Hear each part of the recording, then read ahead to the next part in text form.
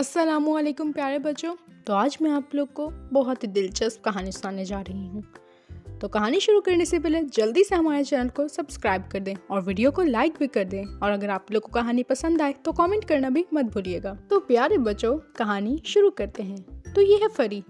फरी अपनी सुतीली माँ के साथ रहती है। फरी की सगी वालदा उसके बचपन में ही वफात पा चुकी थी और फिर उसके बाद उसके बाबा ने दूसरी शादी कर ली। फरी की सुतीली माँ उस पर बहुत जुल्म करती थी। उसे सारे घर का काम करवाती थी, कपड़े धुलवाती थी और तो और हर छोटे काम से लेके हर बड़ा काम वो सिर्फ और सिर्फ फरी से ही करवाती थी। फरी को बेकिंग का बहुत ज्यादा शौक था। वो हर वक्त घर में कभी ना कभी छोटे मोटे बड़े छोटे केक बनाती ही रहती थी। और तो और जब फरी की सुतीली माँ के रिश्तेदार या उसके दोस्त वगैरह आते थे तब भी वो फरी से ही केक वगैरह बनाती थी। और वो मेहमान फरी की केक्स की बहुत ज्यादा तारीफ करते थे, जिस पे उसकी सुतीली माँ कहती थी कि वो सारे केक्स तो वो खुद बनाती हैं और फरी के हिस्से के नंबर वो खुद ही ले जाती थी।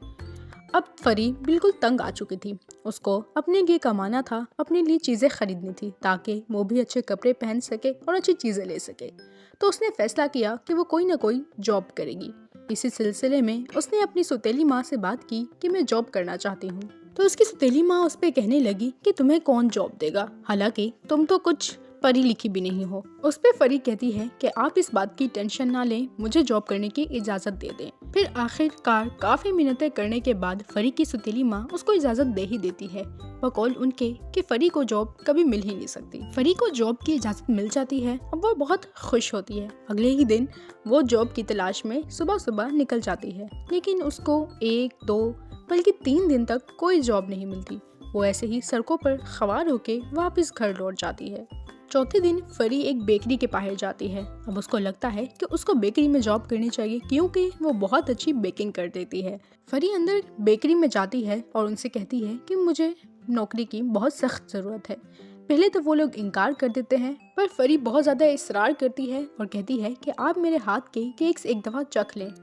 फिर अगले दिन फरी अपने हाथ के 5-6 केक्स बना के बेकरी में रख देती है और वो केक आहिस्ता आहिस्ता जब लोग लेकर जाते हैं तो उनको वो केक बहुत ज़्यादा पसंद आते हैं और उस दुकान पे भीड़ लग जाती है और फरी के 5 के 5 केक बिक जाते हैं। बेकरी का मालिक ये देख के बहुत खुश होता है और वो फरी को बुलाते हैं और उसको काम पे रख लेते हैं। फिर कुछ अरसा वो उसी बेकरी में काम करती है और वहाँ से काफी सारे पैसे कमा के जमा करके अपनी छोटी सी दुकान खोल लेती है। फरी के हाथ का जायका इतना मशहूर हो जाता है कि फरी की छोटी सी दुकान पे पहले दिन ही बहुत सारा रश लग जाता है और लोग उसके केक्स और उसकी पेस्ट्रीज वगैरह बहुत ज्यादा खरीदते हैं। अब आहिस्ता आहिस्ता फरी की बहुत ज्यादा कमाई होने लग जाती है और फरी बहुत अच्छा कमा रही होती है। और फिर कुछ अरसे के बाद फरी अपनी बहुत बड़ी बेकरी भी खोल लेती है जो कि बहुत मशहूर हो जाती है। अब फरी की सुतीली माँ भी उसके साथ ठीक हो जाती है। आखिरकार फरी इतना ज्यादा कमा जो रही होती है और अब फरी बहुत खुश रहने लग जाती है। तो प्यारे बच्चों, हम इस कहानी से क्या सीखते हैं कि मेहनत का अंजाम हमेशा अच्छा होता है। तो बस हमें ज़्यादा से ज़्यादा मेहनत करनी चाहिए। प्यारे बच्चों, अगर कहानी पसंद आए तो सब्सक्राइब करना मत भूलिएगा। मिलते हैं अगली कहानी में। अल्लाह हाफिज।